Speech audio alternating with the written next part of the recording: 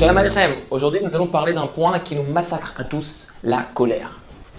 La paracha de la semaine, parachat Vaïra, nous donne de nombreux enseignements à partir du comportement de Pharaon. En effet, le Rambam affirme que Pharaon est le prototype de l'homme s'étant fait totalement dominer par son mauvais penchant. Ainsi, si nous désirons savoir comment, à l'inverse, le dominer, il faut apprendre de Pharaon les choses à ne pas faire. Le verset nous dit qu'Hachem endurcit le cœur de Pharaon et qu'Hachem dit à Moshe que le cœur de Pharaon était devenu kaved, lourd. Malgré les plaies qui s'abattaient sur l'Égypte, Pharaon refusait obstinément de renvoyer les Béné Israël.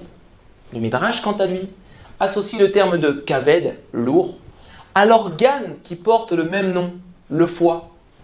Il explique, de la même façon que le foie se met en colère, ainsi le cœur de Pharaon était entièrement dominé par la colère. La Gemara Brachot, à la page 61a, affirme en effet que chaque organe a sa fonction. Le foie est le centre de la colère, et le cœur est le centre des réflexions, de la pensée. D'ailleurs, c'est le foie qui est l'organe dans lequel se concentre le plus de sang, d'où l'expression « il a le sang chaud » au sujet de quelqu'un qui se met souvent en colère. Car le sang s'agite dans le foie et développe cette humeur coléreuse.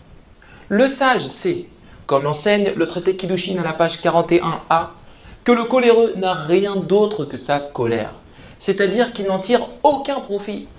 C'est pourquoi il laisse son cœur se faire diriger par son cerveau plutôt que par son instinct, son foie. Lorsque le processus se fait ainsi, le mohar, le cerveau, contrôle le lève, le cœur, qui a lui-même emprise sur le foie, le kaved. Et les premières lettres de chaque organe créent